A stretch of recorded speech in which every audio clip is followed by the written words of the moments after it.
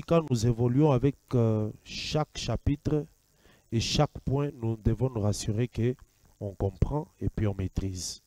S'il y a des soucis, il faut, il faut nous aider à comprendre. On peut toujours revenir et puis expliquer clairement. Amen. Alors, par rapport au chapitre 4, on parlait de sacrifice d'expiation. Mais le sacrifice d'expiation est catégorisé.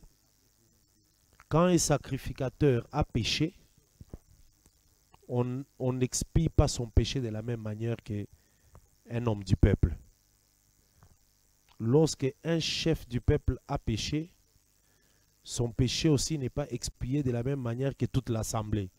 Donc, il y a des catégorisations en ce qui concerne les sacrifices d'expiation. Et même dans la doctrine aussi, nous devons comprendre ça. Amen.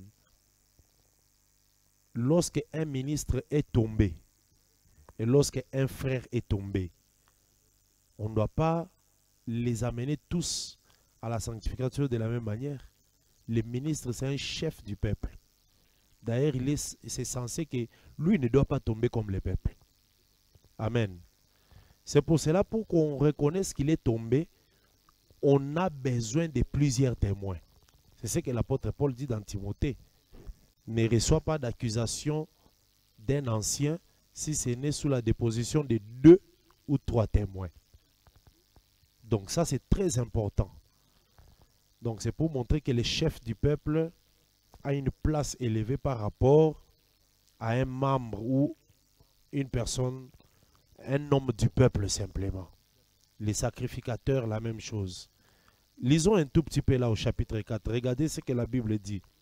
Les versets premiers. L'Éternel parla à Moïse, dit, parle aux enfants d'Israël et dit, lorsque quelqu'un péchera involontairement contre l'un des commandements de l'Éternel en faisant des choses qui ne doivent point se faire. Vous voyez, là c'est en général. Mais là, le verset 3. Si c'est les sacrificateurs ayant reçu l'onction qui a péché et a rendu par là le peuple coupable, vous voyez, les sacrificateurs, quand ils pêchent, ils peuvent rendre le peuple coupable.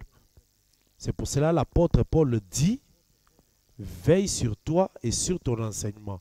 Car en faisant ceci, tu te sauves toi et tu sauves aussi ceux qui t'écoutent. Donc ça, ce sont des choses qu'il faut retenir. On en avait parlé dans la révélation et la prophétie. Mais ici, je touche la branche de la doctrine. C'est très important. Et il y a aussi un endroit où Jésus dit, c'est dans Jean chapitre 17, « Je me sanctifie moi-même pour eux ». Donc quand un chef du peuple se sanctifie, il sanctifie automatiquement aussi le peuple. Et je pense que lorsque nous sommes en train de parler sur l'Holocauste, nous avons touché ces choses sur la sanctification. Donc ici, les sacrificateurs, quand ils pêchent, ils rendent directement le peuple aussi coupable. Parce que selon l'enseignement que j'ai donné, le vêtement que les sacrificateurs portent, si c'est un vêtement de lin, ça permet la sanctification du peuple. Bien que la laine, ça parle de la vie des sacrifices. J'ai expliqué ça dans l'enseignement sur l'Holocauste le dimanche passé. Donc si vous n'avez pas eu l'occasion de suivre ça, vous pouvez suivre, vous aurez les détails. Alors ici on dit, il offrira à l'Éternel pour le peuple le péché qu'il a commis, un jeune taureau sans défaut en sacrifice. Vous voyez, donc les sacrificateurs, pour qu'ils reçoivent l'expiation, c'est un jeune taureau. Amen. Le verset 7. Non, pas le verset 7. Je prends le verset 13. Là, c'était d'abord le sacrificateur qui a assis l'onction. Maintenant, le verset 13. Si c'est toute l'assemblée d'Israël qui a péché involontairement et sans s'en apercevoir, en faisant contre l'un des commandements de l'Éternel des choses qui ne doivent point se faire et en se rendant ainsi coupables, et que les péchés qu'on a commis viennent à être découverts, l'assemblée offrira un jeune taureau. Pour les sacrificateurs, un jeune taureau. Pour toute l'assemblée aussi, un jeune taureau. Pourquoi? J'avais donné l'explication. Frère John, tu as une idée sur l'explication que je vais donner? Pourquoi les sacrificateurs jeunes taureaux? Pourquoi l'assemblée aussi jeune taureau? J'avais donné une explication. Parce que sacrificateur égale assemblée. C'est ça, non? Sacrificateur, psaume, on a pris psaume. C'est comme l'huile qui descend sur... Quand les frères sont réunis ensemble, c'est comme l'huile sur Aaron. Aaron, sacrificateur, tous les frères réunis ensemble égale Aaron. Alors, c'est comme ça que les péchés de toute l'assemblée doivent être expiés toujours par les jeunes taureaux, comme les péchés du sacrificateur. Donc, le sacrificateur représente toute l'assemblée. D'ailleurs, voilà pourquoi nous disons que Jésus-Christ à lui seul, en tant que sacrificateur qui a reçu l'onction, il est égal à l'Église. Les jours où Paul rencontre Jésus, Jésus lui dit « Tu me persécutes ». Mais Paul persécutait l'assemblée. Mais Jésus lui dit « Tu me persécutes ». Ah, donc Paul persécutait les sacrificateurs. Amen. Ok. Mais maintenant, ici, de l'autre côté, c'était les sacrificateurs qui va poser la main sur la tête du taureau. Mais ici, de ce côté, quand c'est toute l'assemblée, c'est les anciens, verset 15. C'est les anciens qui poseront leurs mains sur la tête du taureau. Amen. Parce que les anciens représentent aussi le peuple. Verset 22. Là, je passe en survolant. Si vous avez raté ça, vous pouvez toujours auditionner parce que c'est publié. Verset 22. Si c'est un chef qui a péché en faisant involontairement contre l'un des commandements de l'Éternel, son Dieu, des choses qui ne doivent point se faire et en se rendant ainsi coupable, et qu'il vienne à découvrir les péchés qu'il a commis, il offrira en sacrifice un bouc mâle. Amen. Pour les chefs du peuple, c'est les boucs. J'avais expliqué pourquoi. J'ai relié les boucs à Joseph. Joseph était chef du peuple selon la prophétie que le Père avait donnée sur Joseph. Lisons un peu cette partie de la prophétie dans Genèse 49.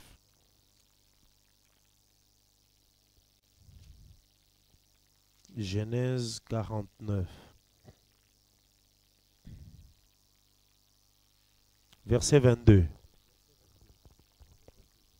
La Bible nous dit: Joseph est le rejeton d'un arbre fertile.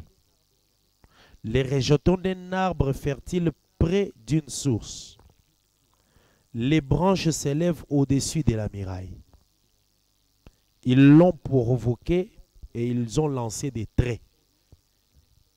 Les archers l'ont poursuivi de leur haine, mais son arc est demeuré ferme. Ici, on parlait de Joseph qui sera livré par ses frères. Vous comprenez? Joseph qui a été livré, parce qu'ici déjà l'action était déjà passée. C'est pour ça qu'on dit, ces branches s'élèvent au-dessus de la muraille.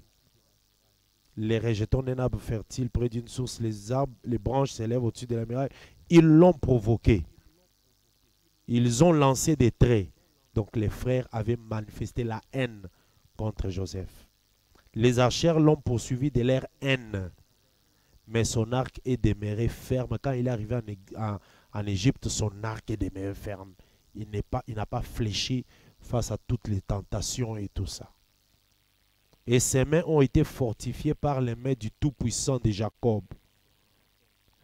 Il est ainsi devenu les bergers, les rochers d'Israël. Donc, Joseph est devenu berger et rocher d'Israël. On parle de Christ déjà.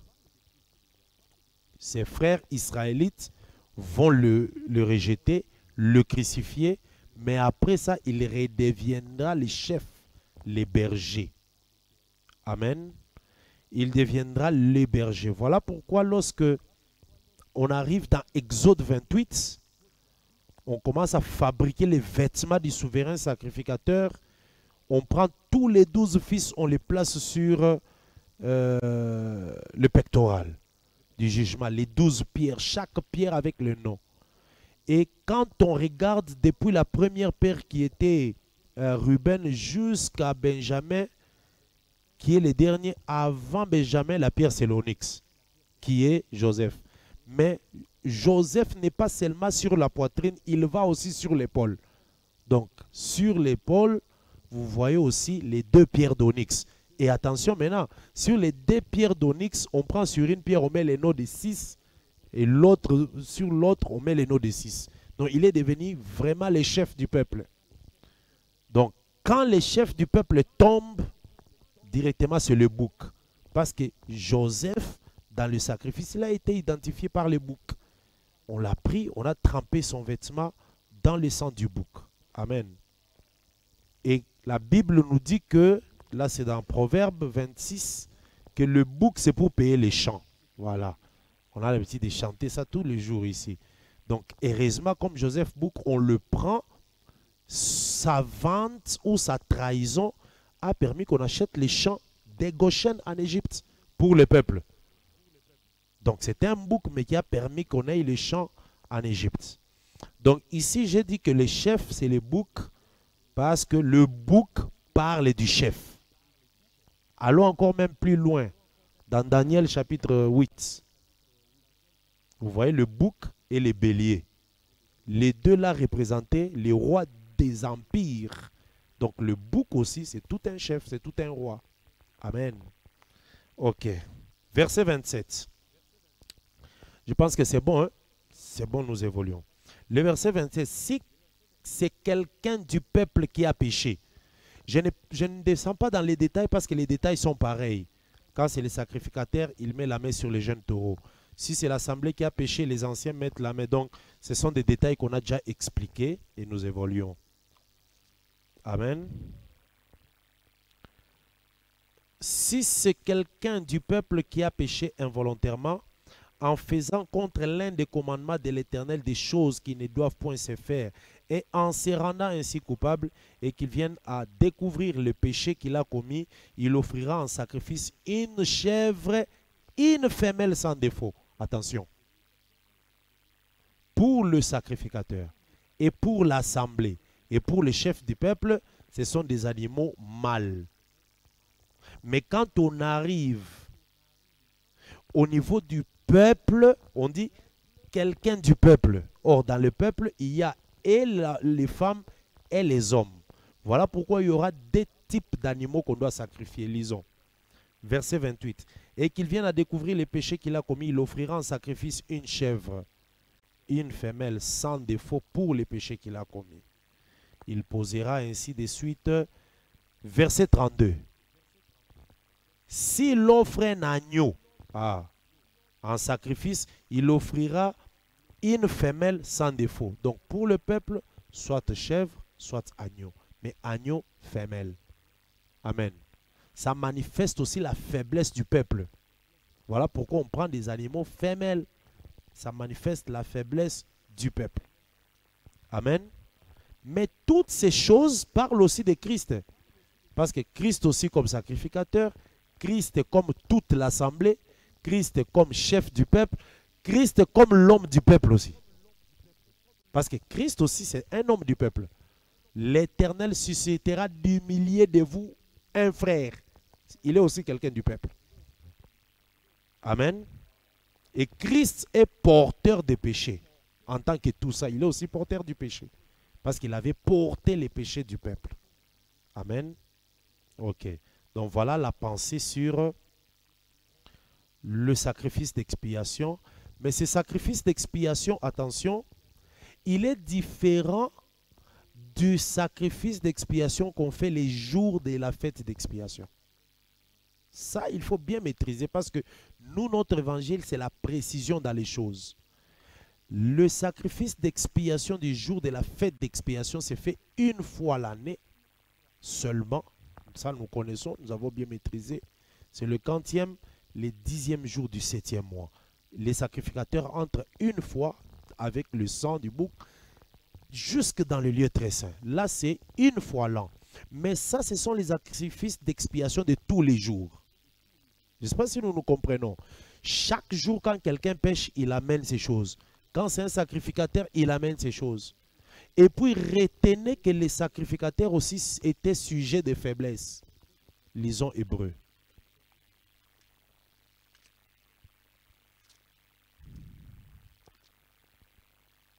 Faisons un effort. Le livre d'Hébreux ouvre des portes sur beaucoup de connaissances. C'est la base même de la loi de Dieu. Je pense qu'à l'introduction, je vous avais expliqué pourquoi, le livre de Lévitique. Pourquoi Lévitique se trouve au milieu des 5 livres. Il y a 2 livres à gauche, 2 livres à droite. Je vous avais expliqué pourquoi. Lévitique. À côté de lui, il y a Exode et Genèse. De l'autre côté, il y a Deutéronome et Nombre. Je vous avais expliqué pourquoi. Parce que Genèse et Exode, ce sont les œuvres que Dieu fait pour le peuple. Mais Nombre et Deutéronome, ce sont les actions du peuple envers Dieu. Leur désobéissance, leur péché et tout ça. Mais là-bas, Dieu a créé, Dieu donne des instructions. Maintenant, Lévitique se met au milieu. Pour à tout moment regarder Dieu vers Genèse, Exode, lui dire, regarde le peuple que tu as créé, pardonne-le. Après, il tourne aussi vers l'homme, il dit, regarde le Dieu qui t'a créé, sanctifie-toi. C'est ça même le rôle de Lévitique. Et c'est ça même le sacerdoce. C'est ça même Lévi qui lie les peuples avec Dieu. Le cou qui lie le corps et la tête. Amen. Alors, Hébreu nous dit quelque chose. Hébreu,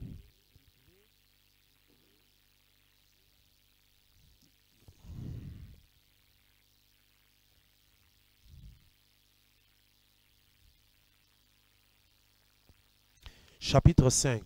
Je lis au nom de Jésus-Christ. Hébreu chapitre 5. Verset 1er. En effet, tout souverain sacrificateur, pris du milieu des hommes, est établi pour les hommes dans le service de Dieu, afin de présenter des offrandes et des sacrifices pour les péchés. Il peut être indulgent pour les ignorants et les égarés, puisque la faiblesse est aussi son partage. Les égarés, les indulgents vont regarder, ah, le sacrificateur lui aussi vraiment peut faire ça. Mais oui, la faiblesse c'est aussi son partage. La même chose aussi aujourd'hui, un ministre peut manifester une faiblesse, mais ça ne doit pas être encouragé. Mais la faiblesse c'est aussi son partage. Amen. Parce qu'en réalité, nous tous tels que nous sommes là, ce qui couvre notre faiblesse, c'est seulement l'évangile. Si on enlève l'évangile, c'est fini. La faiblesse va se manifester à tous les niveaux. Donc c'est l'évangile qui nous couvre, qui fait en sorte que nous soyons acceptés. Maintenant, donc l'évangile couvre notre faiblesse. Mais qu'est-ce qui couvre aussi la faiblesse de Dieu? Parce qu'il y a quelque chose qui couvre la faiblesse de Dieu. Amen.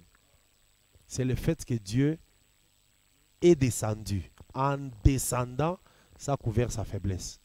C'est pour ça que Paul parle de la simplicité de Christ.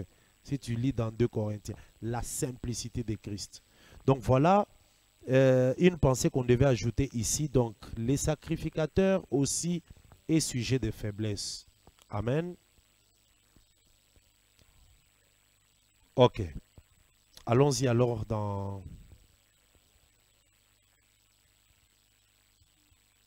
je vais prendre une portion ici du chapitre 4 avant de commencer le chapitre 5. Regardez, je lis une portion ici. Là, on a parlé de chef, quelqu'un du peuple, verset 27. Au verset 28, on a dit qu'il doit offrir une chèvre. Au verset 32, s'il offre un agneau, il doit offrir un agneau, une femelle sans défaut. Maintenant, verset 33. Il posera sa main sur la tête de la victime, qu'il égorgera en sacrifice d'expiation dans le lieu où l'on égorge les holocaustes. Le sacrificateur prendra avec son doigt du sang de la victime, il la mettra sur les cornes de l'autel des holocaustes et il répandra le tout et tout le sang au pied de l'autel.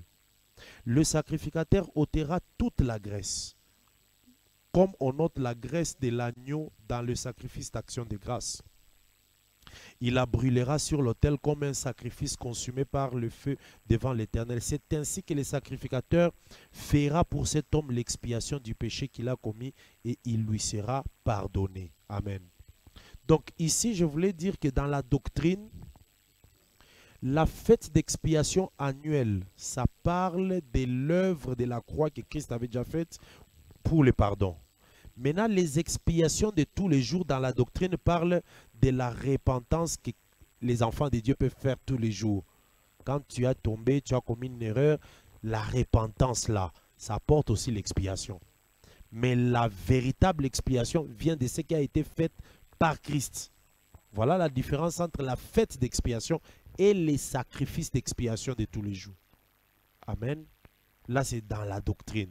Voilà pourquoi dans la doctrine, nous reconnaissons que le pardon doit exister. Disons pas comment je vais. La repentance. Quelqu'un peut se repentir, il peut confesser. Tous les jours, ça arrive dans la marche. Jésus-Christ lui-même l'a dit quand il parlait avec les apôtres. Quand il voulait laver les pieds, juste le pied, Paul et Pierre a insisté de laver aussi la tête. Hein? C'est ça. Hein? La tête aussi. Je crois la tête et les mains. Voilà. Alors Jésus a dit non, c'est lui qui est déjà lavé dans l'entièreté, n'a besoin que c'est de se laver les pieds. Parce que les pieds marquent la marche de tous les jours, les faiblesses qu'on peut avoir. Bien que Israël ait passé dans les eaux de la mer, il est passé, il s'est purifié. Mais dans le désert, la poussière continue à toucher les pieds. C'est comme ça, avant d'entrer dans Cana, les pieds doivent se mouiller dans les Jourdains. Là, c'est comme ça, ça c'est la vie de tous les jours. Amen. Ok. Chapitre 5, nous allons peut-être prendre aujourd'hui 3 premiers versets. Oui, frère Christian. Oui. Hmm. Hmm.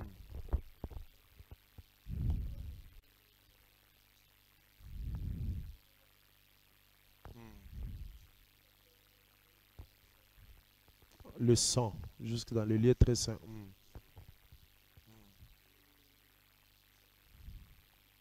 Oui.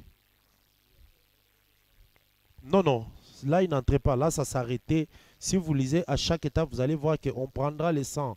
Il va asperger. Là, ça s'est passé seulement là, à l'hôtel. Pas dans les lieux très saints. Ça n'entrait pas là-bas. Hmm. Je vais prendre un petit exemple. Prenons juste une partie. Regarde côté sacrificateur. Les sacrificateurs, si c'est le péché du sacrificateur, verset 3. La Bible dit ceci. Si c'est les sacrificateurs. Pardon? Ah, ok, ok. Si c'est le sacrificateur ayant reçu l'onction qui a péché et s'est rendu et a rendu le peuple coupable, il offrira à l'Éternel pour son péché, pour le péché qu'il a commis un taureau sans défaut et en sacrifice d'expiation. Verset 4 maintenant. Il amènera les taureaux à l'entrée de la tente d'assignation. Devant l'Éternel, il posera sa main sur la tête du taureau qu'il égorgera devant l'Éternel. Les sacrificateurs ayant reçu l'onction prendra du sang du taureau, il l'apportera dans la tente d'assignation. Il trempera son doigt dans le sang et il en fera cette fois l'aspiration en face du voile, tu vois, en face du voile. Ce n'est pas au-dedans du voile. Au-dedans du voile, c'est ça dans les lieux très saints. Mais là, ça sera en face seulement, dans le lieu saint. Il y a d'autres endroits où c'est dans le parvis. C'est là qu'on met les fonds. Mais l'unique sang qui entre là, c'est le jour de l'expiation, une fois là. C'est bon? Oui, frère John. Je disais merci. En fonction des sacrifices d'expiation, je vois l'Écriture répète péché involontaire. Hmm. Pourquoi pas péché volontaire? Parce qu'on sait que le peuple peut pécher. On va arriver au péché Volon- volontaire au chapitre 5. Ah, ok. Ici, on parle d'abord de péché involontaire, c'est-à-dire quelqu'un a péché et après il constate après que ah, ça c'était un péché. Tu vois un peu, ça peut arriver. C'est aussi l'image de l'œuvre d'Adam. Adam est tombé, mais c'était involontairement. Voilà pourquoi Paul dit ce n'est pas Adam qui a été séduit. Tu vois un peu. Maintenant, on va entrer dans ce qui est volontaire au chapitre 5. C'est bon pour les sacrifices d'expiation, on peut passer. On peut prendre juste les 3 premiers versets pour aujourd'hui. Et la solution du 3e verset, on pourra la toucher parce que ça est au verset 5-6. Je lis au nom de Jésus-Christ. Lévitique 5, verset 1. Lorsque quelqu'un, après avoir été mis sous serment comme témoin, péchera en ne déclarant pas ce qu'il a vu ou ce qu'il sait, il restera chargé de sa faute. Tu comprends? Il connaît, il l'a vu, il sait, mais il refuse de déclarer. Là, c'est un péché volontaire. Maintenant, on dit que si ça arrive comme ça, on le met sous serment, ça veut dire il y a une contestation, par exemple. Bon, lisons d'abord jusqu'au verset 3, on va revenir. Donc, verset 1, lorsque quelqu'un, après avoir été mis sous serment, comme témoin, péchera en ne déclarant pas ce qu'il a vu ou ce qu'il sait, il restera chargé de sa faute. Verset 2. Lorsque quelqu'un, sans s'en apercevoir, touchera une chose souillée, comme le cadavre d'un animal impur, que ce soit d'une bête sauvage ou domestique, ou bien d'un reptile, il deviendra lui-même impur et il se rendra coupable. Lorsque, sans y prendre garde, il touchera une souillure humaine quelconque et qu'il s'en aperçoive plus tard, il en sera coupable. Je m'arrête d'abord là-bas. Amen. Ici, nous retenons toujours notre démarche que Lévitique, c'est la loi. Et Jésus-Christ a dit que la loi a prophétisé jusqu'à Jean. Donc, tel que nous lisons Lévitique, nous sommes en train de lire la loi. Et comme la loi a prophétisé, il faut qu'on nous donne l'explication de cette prophétie. C'est ça l'objectif. Amen. C'est ça même ce que Ésaïe dit qu'à la loi et au témoignage, donc à la loi qui est la prophétie et à l'explication de cette prophétie. Maintenant, ici, dans la loi, on nous dit que si quelqu'un, après avoir été mis sous serment, donc on l'a appelé, il y a eu un problème, on l'appelle, on lui pose des questions. Lui, parce qu'il est témoin, le témoin vient, il est sous serment. C'est comme aussi l'accusé. C'est lui qu'on a accusé et sous serment. Ça veut dire qu'il jure. Je jure, je vais dire la vérité, je répondrai à toutes les questions et tout, et tout, et tout. Oui, il a juré, il est sous serment. Maintenant, les témoins aussi qu'on a appelés, qui connaît les problèmes, lui aussi est sous serment. Moi aussi, je vais témoigner ce que moi j'avais vu, et ce que moi j'ai entendu, et ce qu'on m'a rapporté. Tous deux sont sous terme. Maintenant, la loi ici s'adresse vers les témoins, pas l'accusé. Je ne sais pas si nous comprenons. C'est vers les témoins. Si l'homme qui est sous serment comme témoin, il ne déclare pas ce qu'il a vu ou ce qu'il sait, il restera chargé de sa faute. C'est la loi. Qu'est-ce que ça veut dire? Qui était sous serment comme témoin? On ne peut pas s'empêcher de dire le premier c'est Adam. C'est à lui qu'on avait donné la loi. Tu ne mangeras pas. Mais lorsque le serpent est venu à séduire Ève, Ève a pris les fruits, a donné à Adam. Adam savait d'où venaient ces fruits-là. Adam savait que cette femme a été alors mentie. Adam a pris, il a mangé. Maintenant, quand Dieu vient dans les chapitres 3 pour commencer les jugements, la personne qui est accusée d'abord, c'est Ève. Adam est sous serment. Mais Adam, quand on pose la question, au lieu d'expliquer les vrais problèmes, lui, il n'explique pas. Il dit, la femme que tu as mise à côté de moi, toi, dis-nous, qui vous a appris que tu es nu? C'est ça la question par les juges. Qui t'a appris que tu es nu?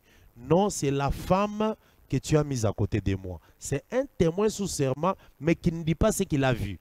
Il ne dit pas ce qu'il sait. Ce qu'il sait, c'est que les fruits là a été donné par les serpents. Mais ça, il n'a pas dit. Il est resté chargé de son péché depuis ce jour-là jusqu'au jour où Jésus doit venir à la croix. Amen. Il est resté chargé de son péché. Christ aussi, la même chose. Christ aussi a été mis sous serment. Toute l'humanité est tombée par Adam. Amen. Et il savait c'est quoi le problème. Qu'est-ce qui s'est passé? Mais écoute ce qu'il dit à la croix, parce que la croix, c'est le jugement. Père, pardonne-leur, car ils ne savent pas ce qu'ils ont fait. Ça, il n'a pas déclaré ce qu'il a vu et ce qu'il connaît. Il est resté aussi chargé de son péché. C'est pour ça qu'on doit le prendre, on doit l'amener hors du camp. Amen. Donc c'est une explication de cette prophétie ici. Mais Dieu ne laisse pas comme ça. Il viendra avec la solution à cette prophétie. Amen. Est-ce qu'on peut évoluer? Ok. Le verset 2. Lorsque quelqu'un sans s'en apercevoir touchera une chose souillée, comme le cadavre d'un animal impur, que ce soit d'une bête sauvage ou domestique, ou bien d'un reptile, il deviendra lui-même impur et il se rendra coupable. Nous allons revenir encore sur les deux personnes, Adam et Christ. Parce que ce qui arrive à Adam premier, nous les voyons dans le Adam second. Pourquoi? Parce que les deux doivent tomber. L'un doit tomber, l'autre aussi doit tomber. Maintenant, la différence, ça sera dans la solution. La solution ne viendra pas du premier Adam, ça viendra du deuxième Adam qui est tombé aussi. Amen. Parce que lui doit donner la solution pour relever le premier et se relever lui-même. Voilà pourquoi dans les offrandes ici, Christ mourait avec des objectifs. Pour donner solution à l'homme qui est tombé et pour que lui aussi puisse plaire à Dieu. Parce qu'il avait déjà porté les péchés de l'humanité, il doit faire tout pour plaire à Dieu et il doit faire tout aussi pour que l'humanité soit relevée. Voilà l'objectif de ces sacrifices. C'est comme ça que vous allez constater que dans la plupart des sacrifices, on dit toujours, on prendra par exemple le poignet de farine, on brûlera, ce qui restera sera pour les sacrificateurs. Vous voyez? Donc cette farine avait des objectifs. On brûle pour Dieu et ce qui reste pour les sacrificateurs. Or, les sacrificateurs, c'est tout un royaume des sacrificateurs. Christ, en mourant, il est mort, il a fait plaisir à Dieu, mais sa portion qui reste, nous la mangeons. C'est ça l'enseignement, la parole que nous avons. Amen. Est-ce qu'on peut avancer? Verset 2. Alors, quelqu'un qui, sans s'en apercevoir, touchera une chose souillée comme le cadavre d'un animal, que ce soit d'une bête sauvage ou domestique, ou bien d'un reptile, il deviendra lui-même impur et il se rendra coupable. Ici aussi, sans s'en apercevoir, ça prouve même qu'il y avait de l'innocence dans Adam. Il était innocent. D'ailleurs, l'apôtre Paul vient à un moment le justifier que ce n'est pas lui qui a été séduit. Donc lui s'en est aperçu après. Alors, il a touché une chose souillée, comme le cadavre d'un animal. Lorsque le serpent vient séduire Ève, la Bible nous dit que c'est lui qui est tombé, qui est dans les péchés, Dieu s'éloigne de lui. C'est un homme animal. Ève est devenue animal. C'est le cadavre d'un animal. Bien que homme, nous sommes dans la révélation et dans la prophétie. C'est ça le cadavre d'un animal, mais que Adam a accepté de toucher et toucher même ce qui venait de cette personne. Adam s'est rendu souillé à cause de Ève. Amen. Et puis on parle même d'un reptile. Tout ça venait du serpent. L'animal sauvage. C'est pour ça dans Genèse chapitre 3, on dit que les serpents étaient les plus rusés de tous les animaux que Dieu avait fait. C'était ça l'animal sauvage. Mais au travers lui, la mort est entrée, mais Adam a accepté de toucher cette mort-là, de toucher cette souillure, il s'est rendu coupable. Amen. C'est la même chose aussi que Christ a faite. Nous, étant déjà perdus, souillés, nous sommes devenus des hommes animaux. Je ne sais pas si je vais dire des hommes animaux ou des hommes animaux. Mais Christ a accepté de venir toucher notre cadavre. C'est en touchant notre cadavre qu'il nous donne la résurrection. Amen. C'est le même verset, verset 3, la souillure humaine. Et puis on dit qu'ils s'en aperçoivent plus tard. Adam s'en est aperçu plus tard quand il a constaté qu'il était nu. C'est quand il a constaté que j'ai touché une souillure humaine. Amen. Donc voilà ici d'abord les trois portions, les trois parties ici. Ça concerne et Adam, ça concerne et Christ, en tant que le premier et le second Adam, qui sont tombés dans cette loi. Mais l'Éternel donnera la solution à partir du verset 5. Si ça arrive dans ce sens, qu'est-ce qui doit être fait? Alors, il y aura la procédure des choses qu'on doit... Le verset 4, j'en toucherai quand je vais parler du verset 24, toujours là, parce qu'on va relier la pensée. Mais regardez le verset 5. C'est lui donc qui se rendra coupable de l'une de ces choses, ça veut dire les choses qu'on a citées en haut, fera l'aveu de son péché. Il doit avouer son péché. Puis il offrira un sacrifice de culpabilité. Là, c'est le sacrifice de culpabilité. Nous avons passé l'étape de sacrifice d'expiation. Maintenant, on est du côté sacrifice de culpabilité. Culpabilité, ça veut dire la chose, consciemment tu sens, tu sais qu'il y a quelque chose que toi-même tu as fait, mais tu ne l'as pas avoué directement. Mais après, tu fais l'aveu. Comme tu as avoué, tu dois mener maintenant le sacrifice de culpabilité à l'Éternel pour le péché qu'il a commis. Une femelle de menu bétail, une brebis ou une chèvre, comme victime expiatoire, vous comprenez?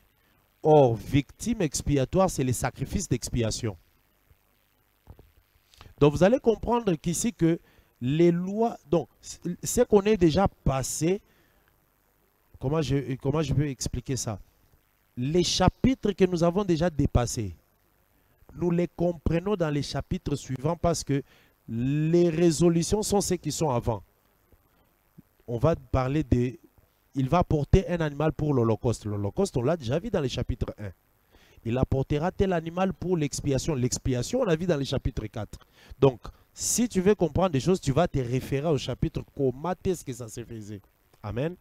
Alors, verset 6, puis il offrira en sacrifice de culpabilité à l'Éternel pour le péché qu'il a commis, une femelle, des menus bétail, une brebis ou une chèvre comme victime expiatoire, et le sacrificateur fera pour lui l'expiation de son péché. S'il n'a pas de quoi se procurer une brebis ou une chèvre, il offrira en sacrifice de culpabilité pour l'Éternel pour son péché 2 tourterelles ou 2 jeunes pigeons. Nous revenons, hein? Nous avons déjà vu ça lorsque nous étions dans les chapitres 1. Là où on a donné les holocaustes, il y avait les animaux ou les oiseaux. On descendra plus tard, plus bas, nous verrons même qu'il y aura même pour la farine, qu'on a vu dans les chapitres 2, sacrifice de farine. Ok, s'il n'a pas de quoi se procurer une brebis ou une chèvre, il offrira en sacrifice de culpabilité à l'Éternel pour son péché 2 tourterelles ou 2 jeunes pigeons. Quand on parle de pigeons, c'est ça la colombe. Pigeon, c'est ça colombe. Ok. L'un comme expiation et l'autre comme holocauste. Il les apportera au sacrificateur qui sacrifiera d'abord. C'est lui qui doit servir de victime expiatoire. Le sacrificateur lui ouvrira la tête avec l'ongle près de la nuque sans le séparer. Nous avons fait ça dans quel sacrifice? Sacrifice d'oiseau comme holocauste. Ok. Il fera sur un côté de l'autel l'aspersion du sang de la victime expiatoire, un côté de l'autel. Je vous ai expliqué la fois passée que l'autel a 4 côtés. Quand on insiste sur un côté, c'est le côté de l'autel qui reçoit en premier la vie. Parce que le sang, c'est la vie. Et Christ, en mourant, le premier côté de l'autel qui a reçu la vie, c'est l'Église. Parce que c'est nous qui avons reçu cette grâce-là. Amen. Ok. Mais attention, l'autel a 4 côtés, mais en réalité, ce sont 2 côtés. Parce qu'il y a 2 côtés qui parlent d'Israël, 2 côtés qui parlent de l'Église. Je vous ai relié ça. Le nord et l'est, et puis l'ouest et le sud qui parlent de la même chose. Ok. Ils étions au verset 9. Il fera sur un côté de l'autel l'aspersion du sang de la victime expiatoire et le reste du sang sera exprimé au pied de l'autel. Quand on dit exprimer, ça veut dire toujours asperger. Asperger au pied de l'autel. Le pied de l'autel aussi parle de l'église. Hein? Les pieds de l'autel parlent de l'église.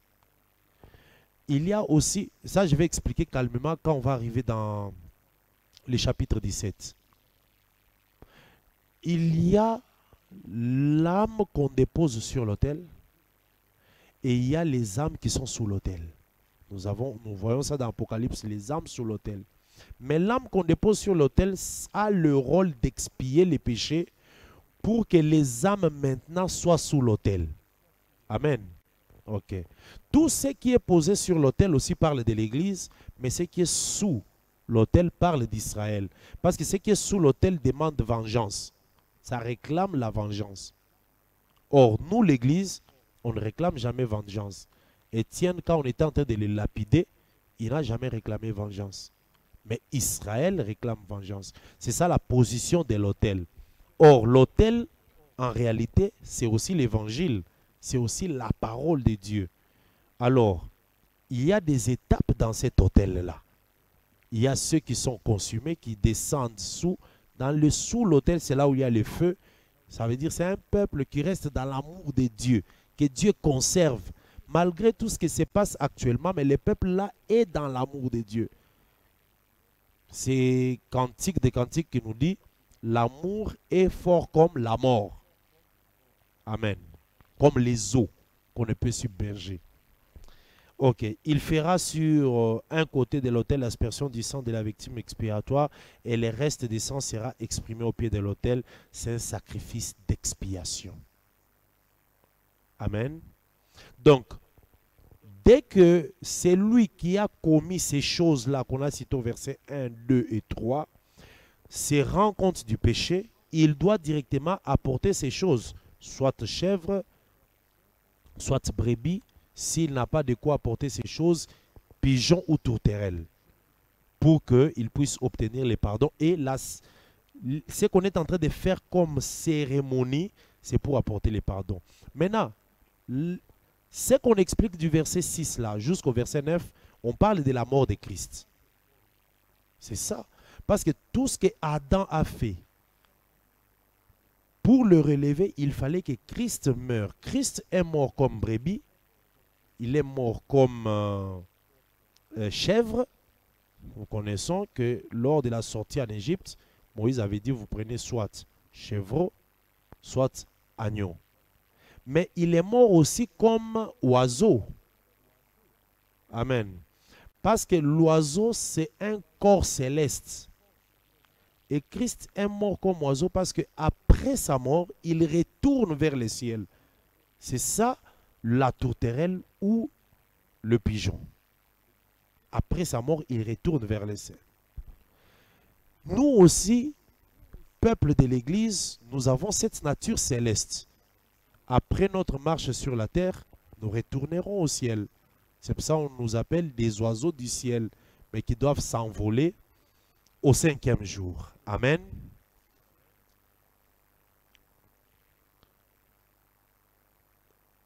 Verset 10 nous dit que dans les deux oiseaux ou dans les deux animaux, il y avait un comme expiation et l'autre comme holocauste. Maintenant, le verset 10, il dit, il fera de l'autre oiseau un holocauste, d'après les règles établies. Les règles établies selon les règles de l'holocauste dans le chapitre 1er. Amen. Ok. C'est ainsi que le sacrificateur fera pour cet homme l'expiation du péché qu'il a commis et il lui sera pardonné. Et s'il n'a pas de quoi se procurer 2 tourterelles ou 2 pigeons, il apportera en offrande de son péché 1/10 d'épha. Vous voyez que le Seigneur descend encore plus bas.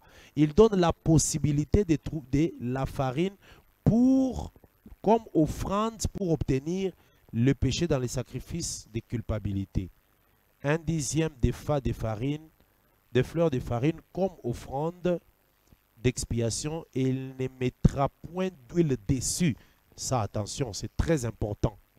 Amen. Nous sommes dans le chapitre 2. Je veux vraiment que vous puissiez maîtriser le Lévitique. Hein? Amen.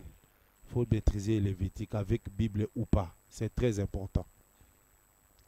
Nous sommes dans le chapitre 2 où on parle de l'offrande des fleurs de farine. Dans l'offrande des fleurs de farine, ici, dans cette offrande, il y avait deux types de pain ou deux types de farine.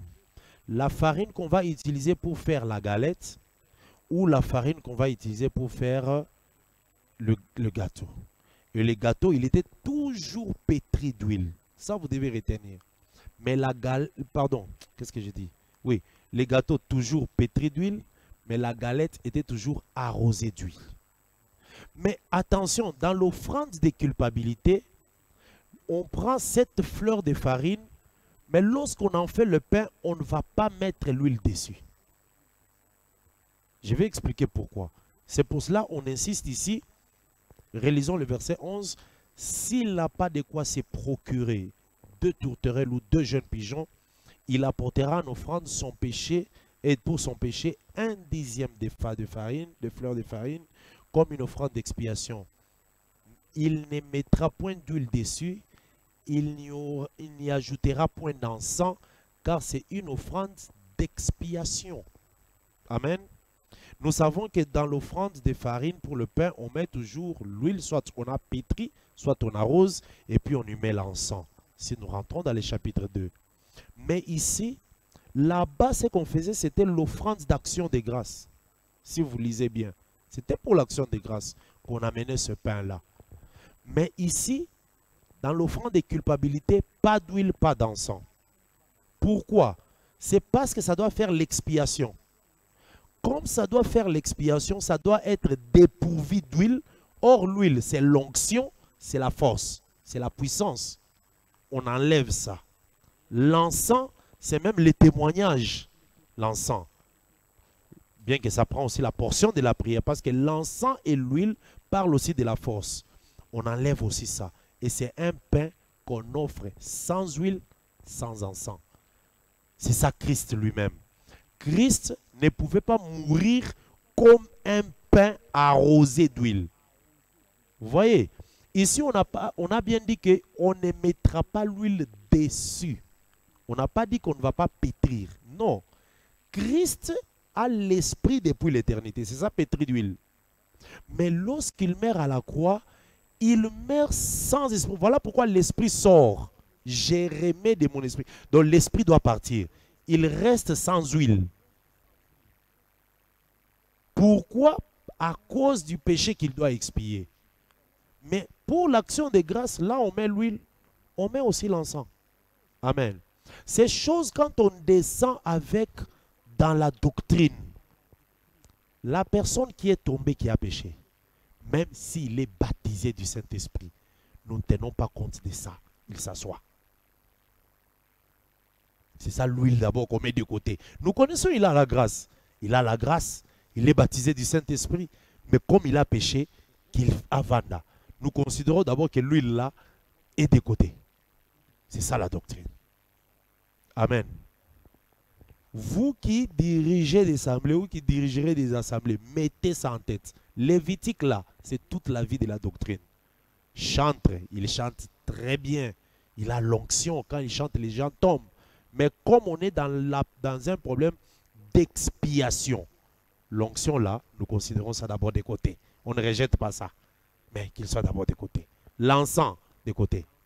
Il n'a même pas le temps de venir entrer à la permanence pour la prière. Son encens là, que ça reste d'abord. Pas c'est l'expiation. Amen. Donc voilà la pensée doctrinale qu'il faut faire ressortir ici. Terminons les deux versets ici. Verset 12. Il apportera au sacrificateur et les sacrificateurs en prendront une poignée comme souvenir et il la brûlera sur l'autel comme les offrandes consumées par le feu devant l'Éternel. C'est une offrande d'expiation. C'est ainsi que le sacrificateur fera pour cet homme l'expiation du péché qu'il a commis à l'égard de l'une de ces choses et il lui sera pardonné. Ce qui restera de l'offrande sera pour les sacrificateurs comme dans l'offrande en don. Amen. Amen. L'offrande en don aussi, on l'avait vu au chapitre 2, n'oubliez pas. Amen. Parce que moi, je vous rappelle ça pour que vous puissiez bien maîtriser ces choses. Ça va tellement se mélanger quand on va commencer à arriver au chapitre 9 là, dans le service maintenant. Dès que les sacrificateurs ont là oint dans le chapitre 8. Chapitre 9, le feu descend. Dans la vie maintenant des Lévitiques, c'est fini. Tout ça, ça va se mélanger. Si on n'a pas bien maîtrisé les 6 premiers chapitres, parce que c'est, non, les 7. Les 7 premiers chapitres, de l'autre côté, là, il y aura des complications, ainsi de suite. C'est tellement une suite logique que même les sacrificateurs, ça c'était une loi que les sacrificateurs avaient, mais ils devaient bien comprendre d'abord du premier chapitre ici jusqu'au 7e. Dès qu'il comprend bien, dans le 8e, il est loin, maintenant il peut bien travailler dans les sacerdoces, parce que les sacerdoces commencent au chapitre 9. Les travail dans les sacerdoces. Amen.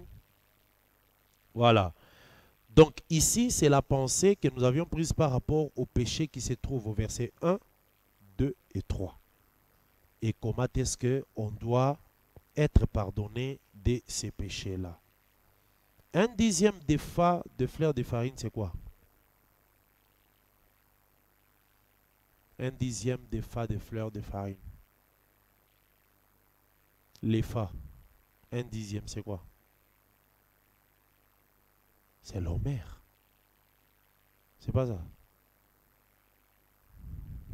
C'est pas ça. Lisons d'abord Exode. Exode 16. Je parle à des prédicateurs, non? Exode 16.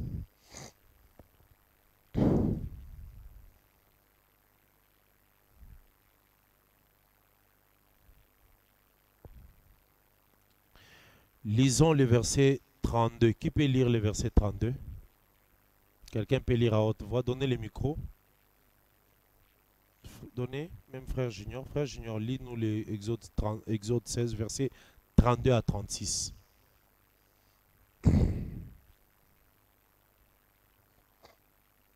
Exode chapitre 16, verset 32 à 36, nous lisons au nom de Jésus-Christ. Amen. Moïse dit, voici ce que l'Éternel a ordonné, qu'un homère rempli de la manne soit conservé pour vos descendants, afin qu'ils voient le pain que je vous ai fait manger dans le désert, après vous avoir fait sortir du pays d'Égypte. Et Moïse dit à Aaron, prends un vase, mets-y de la manne plein un homère, et dépose-le devant l'Éternel, afin qu'il soit conservé pour vos descendants, suivant l'ordre donné par l'Éternel à Moïse. Aaron les déposa devant le témoignage afin qu'il fût conservé. Les enfants d'Israël mangèrent la manne pendant 40 ans, jusqu'à leur arrivée dans un pays habité. Ils mangèrent la manne jusqu'à leur arrivée aux frontières du pays des Canaan. L'homère est la 10e partie de l'épha. Amen. L'homère est la 10e partie de l'épha. Donc quand tu prends l'épha, tu la divises en 10. Chaque partie là, c'est ça la quantité de l'homère. Donc 10 homères forment un épha. C'est ça, non? Voilà. Or, les chiffres 10 ou le nombre 10, nous connaissons que ça veut dire. Ça parle de la loi. Ça parle de l'ancienne alliance. Or, la loi ancienne alliance est pleine de quoi? C'est les prophètes. Tous les prophètes, leur dîme, c'est Jésus. Jésus, c'est ça, l'homère, mais qui s'est trouvé dans l'épha. Amen. Donc, ça, c'est ce que nous devons comprendre. La même chose aussi, Jésus vient, il dit, vous avez appris, nous avions la loi. Dans la loi, nous avons les 10 paroles.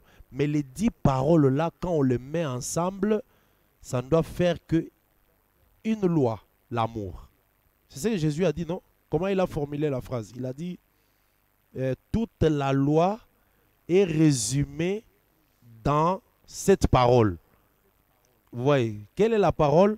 Tu aimeras ton prochain comme toi-même et tu aimeras Dieu. Mais lui, il a dit dans cette parole. Il n'a pas dit dans ces paroles. Il a dit dans cette parole, mais il en a donné 2. Tu comprends? Tu aimeras ton prochain comme toi-même et tu aimeras Dieu. C'est ça, cette parole. Donc, cette parole-là, c'est quoi? C'est l'amour. Donc, l'homère, c'est comme l'amour. Donc, tous les prophètes, c'est l'épha. Mais dans les prophètes, il n'y avait que Jésus qui sort, qui est l'amour. Je pense que vous comprenez. Voilà pourquoi Jésus, dans sa marche tous les jours, il disait, vous avez appris qu'il est dit dent pour dent, œil pour œil, mais moi je vous dis. Vous avez appris, mais moi je vous dis. Lui, c'est que Jésus a apporté seulement l'amour. C'est ça l'homère. C'est ça cet homère-là qu'on a dit que c'est lui qui va amener la farine, qu'il puisse prendre 1/10 de l'effort, ça veut dire un homère, pour recevoir les pardons. Amen. Ça, ce sont des choses qu'il faut bien comprendre et bien maîtriser. Retenez quelque chose que je vous explique ici. Ça, retenez, c'est une base. Chaque fois que vous voyez, on parle d'animal, animal, animal dans toutes les offrandes. Depuis l'Holocauste, fleuve des farines, les prémices, action des grâces, tout ça, on parle animaux et oiseaux. Animal, oiseau. Animal. Posez-vous la question que ça veut dire. Animal veut dire Dieu qui a porté le corps. Oiseau veut dire Dieu, mais dans un corps céleste. Donc, retenez ça comme ça va vous faciliter toute la compréhension de là. Donc, tout ce que nous voyons comme animal, animal, animal, ça veut dire Dieu, mais portant un corps. Ah, Dieu, quand il a porté un corps, on l'a mis sur l'autel. Dieu a porté un corps, on l'a sacrifié. Si Dieu ne porte pas corps, vous n'allez pas les sacrifier. Maintenant, les oiseaux, c'est l'homme, mais de la nature céleste. La nature céleste. Donc, c'est comme Jésus qui est venu, mais il a la nature céleste. C'est ça, oiseau. Ces choses-là nous facilitent parce que ce sont des choses que nous offrons et que nous avons. Maintenant, à part les animaux et oiseaux, nous avons aussi la farine. La farine, c'est quoi?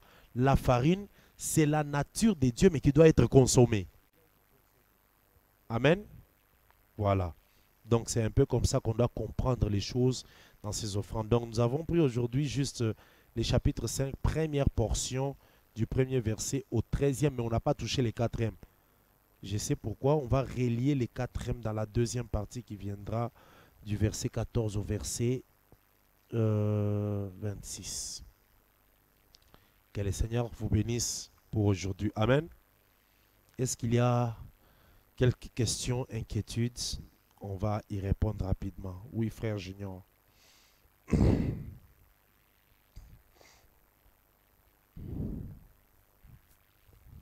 Merci, docteur, pour la parole. J'ai juste une petite préoccupation pour savoir pourquoi on donne cette pensée.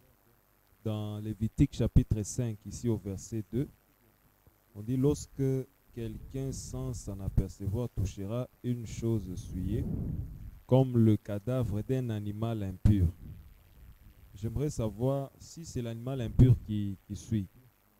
Que dirons-nous d'un cadavre d'un animal pur? Est-ce que ça suit aussi comme... Parce que là, on a donné quand même cette précision. On n'a pas dit de n'importe quel animal, mais on fait voir qu'il s'agit d'un animal impur. Voilà un peu. Oui, par rapport à cette pensée sur l'expiation, on ne parle que des animaux impurs. Si tu touches les cadavres de l'animal impur, là tu t'essuies. On n'a pas fait allusion à ce qui est impur. Donc on ne peut pas mélanger la pensée qui n'est pas exprimée ici. Ici, la souillure, pour recevoir le pardon avec cette offrande, ce sacrifice d'expiation, c'est par rapport aux animaux impurs. Ces animaux impurs qui peuvent être reptiles ou des animaux impurs domestiques ou sauvages. C'est ça ce qu'on a donné comme explication. Donc, on ne peut pas parler des animaux purs tant que cette portion n'en a pas parlé. Bien sûr que dans les animaux purs aussi, il y a aussi certaines portions qu'on va voir plus tard qui suivent aussi. Où on demande de ne même pas toucher. On en verra. Oui, frère John. Docteur, j'ai aussi une question.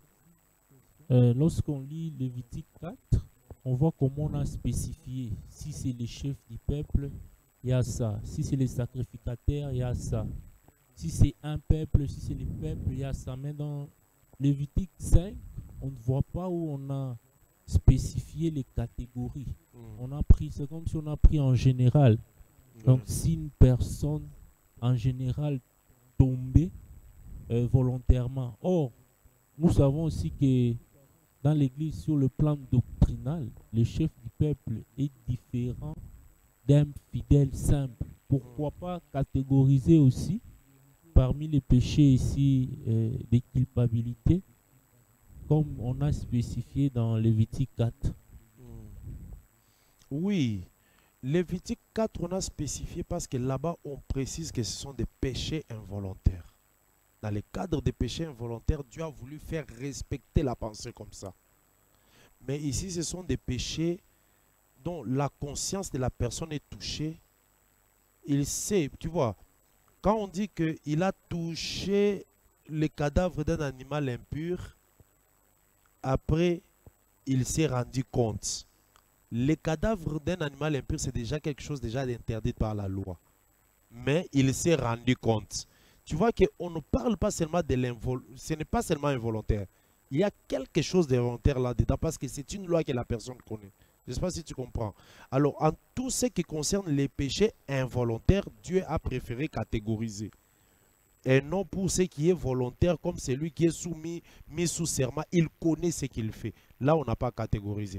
Dans ces cas, que ce soit les chefs du peuple, que ce soit un homme du peuple, les péchés seront purifiés de la même manière par ces choses-là. Mais maintenant, de ce côté, on a catégorisé seulement l'offrande qu'il doit porter.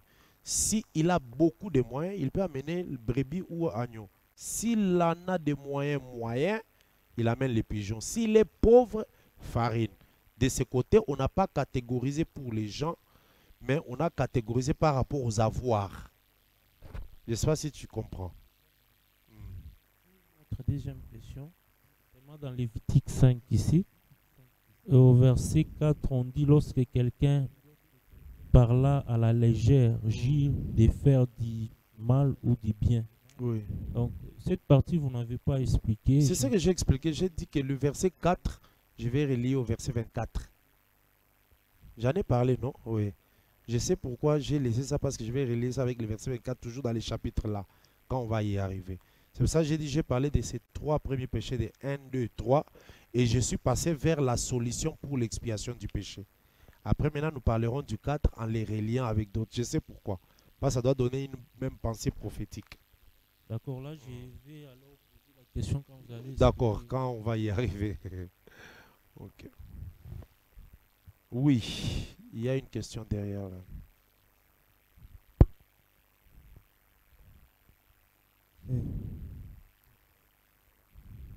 Merci beaucoup. Le micro là est bas, hein, mais les micros approchent ça. Appuyez. Ah oui. Merci beaucoup, docteur, pour la parole. Je suis au 3e verset. On dit, lorsque, sans y prendre garde, il touchera une suire humaine quelconque. Docteur, moi, j'aimerais juste savoir l'explication d'une suire quelconque. Je n'ai pas compris, comme vous avez expliqué une suire quelconque. Bon, je vais donner quelques détails, mais lisons les passages là. C'est juste pour que tu prennes une pensée sur suire humaine quelconque.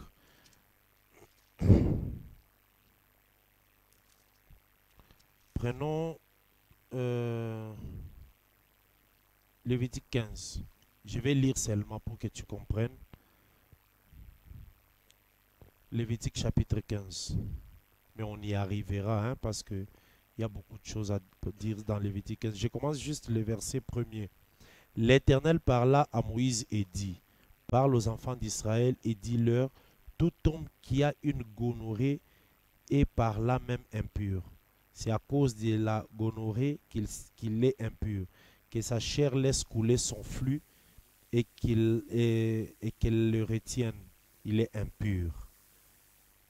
Tout lit sur lequel il se couchera sera impur et tout objet sur lequel il s'assiera sera impur.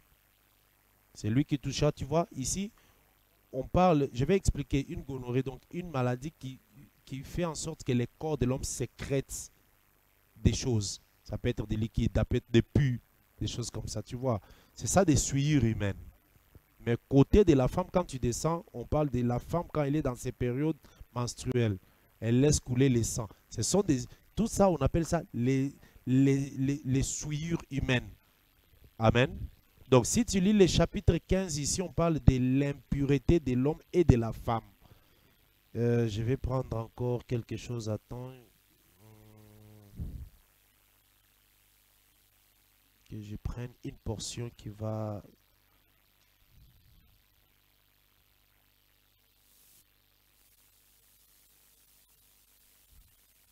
Verset 19. La femme qui aura un flux descend dans sa chair restera 7 jours dans son impureté. Quiconque la touchera sera impur jusqu'au soir. Et tout le lit sur lequel il se couchera pendant son impureté sera impur, et tout objet sur lequel il s'assiera sera impur. Tu vois, ça c'est son impureté, ça veut dire tout c'est lui qui sécrète. Tu peux avoir une plaie qui sécrète depuis tu es impur. On va comprendre bien ça avec la loi par rapport à la lèpre, gonorrhée, les flux, toutes ces choses-là. C'est ça ce qu'on appelle les souillures humaines. Amen. Des impuretés qui sortent du corps. Donc, ce verset 3 est expliqué directement au verset 15. Donc, même un homme dans une maison, tu as un fils qui a, je ne sais pas, une blessure ou quoi, une plaie qui fait couler des fluides, comment dirais-je, on parle même de pollution nocturne. Dans certains versets, si vous lisez, on parle de pollution nocturne. Un homme normal a une pollution nocturne, directement c'est une souillure. Dès que toi tu viens, tu les touches, toi aussi directement tu deviens souillé. La loi a été compliquée. Hein? En tout cas, il faut dire Dieu merci pour vivre dans la grâce. C'était très très compliqué. Imagine-toi aujourd'hui, dès qu'une femme est allée à la maternité, elle s'est accouchée. Tu appelles beaucoup de gens qui viennent vous organiser la fête.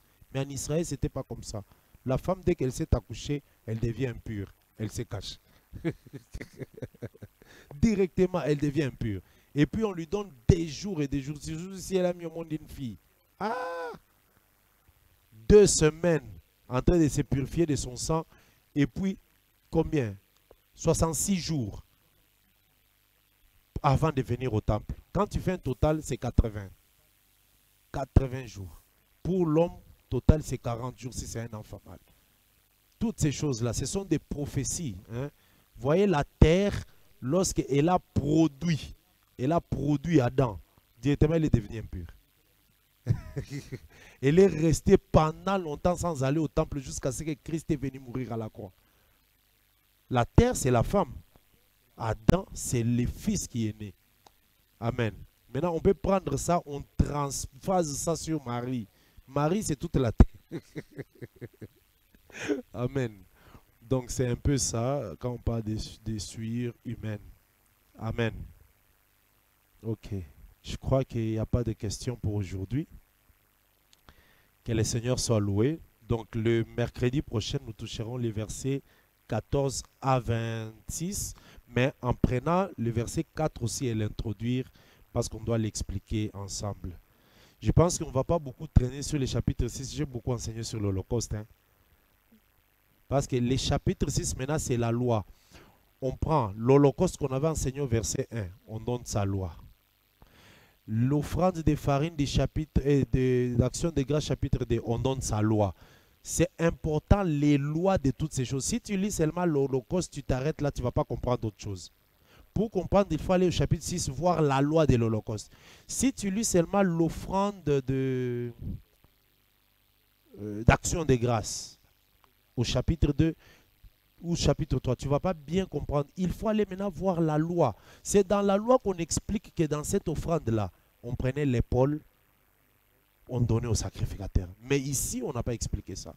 Donc, voilà comment il faut habiller la prédication. Amen. Que le Seigneur de grâce nous bénisse. Pour aujourd'hui, on s'était dit qu'on prenne ne fût-ce que 1h10, ça nous a fait quand même du bien. Et que la paix de Christ soit avec nous. Nous allons prier. Remercions le Seigneur pour cette nuit. Prions au nom de Jésus-Christ. Seigneur, nous te rendons grâce, te disons merci pour ton amour, ta bonté. Et pour ce moment que nous avons passé ensemble pour partager ta parole. Que ton esprit, ton amour et ta bonté nous environnent parce que tu es le roi de gloire. Sois élevé parce que tu es le Dieu qui nous couvre par sa grâce. Nous prions Jésus-Christ que tu nous donnes encore du temps de continuer à partager ta parole. partager ces choses par ta grâce. Aide-nous parce que tu es le roi des gloires qui manifeste ta grandeur et ta bonté. Je bénis, Seigneur, tes enfants, tes serviteurs, pour la gloire de ton Seigneur. Nous t'avons ainsi prié. Amen. Que le Seigneur vous bénisse. Amen. Bon.